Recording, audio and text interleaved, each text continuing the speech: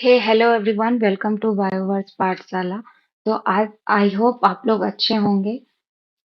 तो आज की वीडियो में हम लोग डिस्कस करेंगे गेट लाइफ साइंस के इकोलॉजी से कुछ पीवाईक्यू। तो without any further delay let's get started.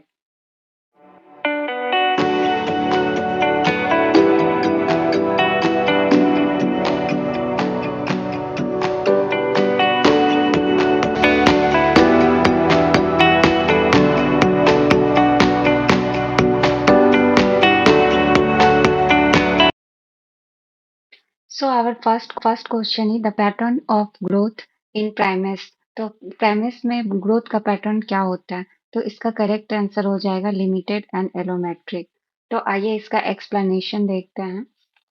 तो एलोमेट्री जो है वो बायोलॉजी का ब्रांच है जो कि एग्जामिन करता है size of body part in the relation to the size of the organism as whole.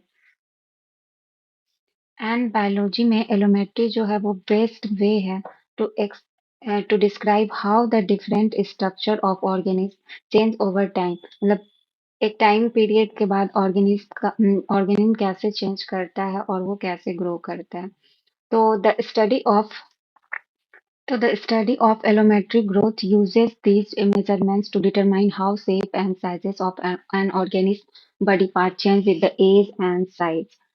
And neoteny represent a type of allometric growth pattern in which an adult animal returns juvenile feature.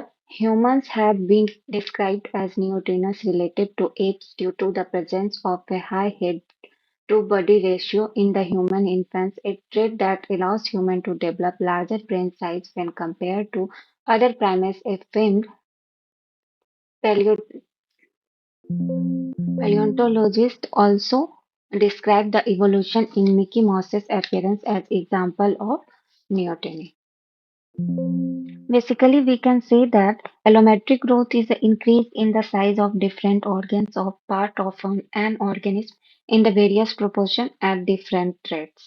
And the fetal development जो है वो important या central role play करता है in the generating diversity को generate करने में an aspect of parental physiology जैसे कि maternal relative metabolic rate and placental morphology. तो बेसिकली प्लेसेंटल मॉर्फोलॉजी जो है वो प्रपोज करता है या एक्सप्लेन करता है एलोमेट्रिक डिफरेंसेस को, किसमें? नियोनेट्स में और एडल्ट्स में।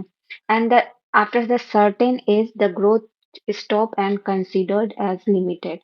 तो यहाँ पे भी इसके एक्सप्लेनेशन है, आप वीडियो को पॉज करके कर सकते हैं। तो बढ़ते हैं सेकंड क्वेश्चन की ओर। This is our second question. So question is the line that divided Oriental Zoo geographic region from that of Australian Zoo geographic region is known as। तो इसका करेक्ट आंसर जो होगा वो वैलेस लाइन होगा। तो इसका एक्सप्लेनेशन देखते हैं। तो एक मिनट, सॉरी। तो वैलेस लाइन जो है एक बाउंड्री की तरह काम करता है जो कि सेपरेट करता है किसको किसको? Eco zone of Asia which is also called oriental and the Australasian eco zone. तो ये बाउंड्री का काम करता है जो कि इको जोन ऑफ एशिया और ऑस्ट्रेलेशियन इको जोन को सेपरेट करता है। इसको ट्रांजिशनल जोन भी कह सकते हैं। और क्योंकि ये दोनों का कॉमन एरिया आ जाता है तो वैलेस लाइन भी कहते हैं। And that line defines the extreme western limit of the Australian mammalians. मतलब कि एक्सट्रीम वेस्टर्नियन लिमिट को जो डिफाइन करेगा वो होगा ऑस्ट्रेलियन मैमल्स के लिए, और ईस्टर्न लिमिट को जो डिफाइन करेगा वो होगा oriental fauna. And it was drawn in 1859 by the British naturalist Alfred Russel and Wallace and named by the English biologist T.H. Huxley। ये थर्ड क्वेश्चन है, बहुत सिंपल सा क्वेश्चन है। The giant panda is natural inhabitant of. तो इसका correct answer होगा China. इसका कुछ सिंपल सा एक्सप्लेनेशन है। तो बेसिकली जो है पांडा बियर को क्या जाइंट पांडा भी कहते हैं या आमतौर की बोलचाल की भाषा में हम लोग सिंपली पांडा कहते हैं। और ये नेटिव जो है ये बेसिकली नेटिव है साउथ सेंट्रल चाइना का। यहाँ पे कुछ एडिशनल इंफॉर्मेशन दिए गए हैं जो कि ज्यादा इम्पोर्टेंट नहीं है, बट एक बार आप रीड कर सकते हैं वीडियो को पॉज करके। तो बढ़ते हैं नेक्स्ट क्वेश्चन की तरफ। The fourth question is the Neotropical biogeographical region per terrestrial species is not bounded by the biogeographical region. तो यहाँ पे आप लोग ध्यान दीजिएगा क्या बोला है not bounded.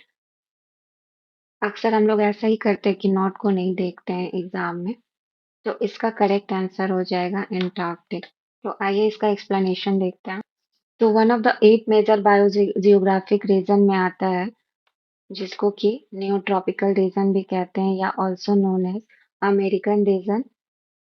Neotropical region, also known as South American region, is distinguished by the unique animal species that inhabits it. From the Mexican desert, it stretches southward into South America, reaching the sub-Antarctic zone. And basically ये जो bonded होता है Nearctic Afrotropical Indo Malayan biogeographical realms but not Antarctic realms. तो ये Antarctic रियम से bonded नहीं होता है इसलिए उसका करेक्ट आंसर एंटार्क्टिक था। Fifth and the last question is the animal that most recently became extinct। तो कौन सा एनिमल इसमें से हम मोस्ट रिसेंटली एक्सटिंक्ट हुआ है? तो इसका करेक्ट आंसर होगा डोडो। सॉरी, तो इसका एक्सप्लेनेशन देखते हैं।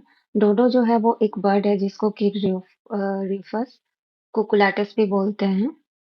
डोडो रिफस कुकुलाटस ये 17th सेंचुरी में एक्सटिंक्ट हुआ था and the flightless giant moa flourished in New Zealand approximately 600 years ago before going to extinct, and about 25,000 years ago woolly mammals which were formerly common in north America में common है and Siberia tundra में जो कि extinct हुआ था।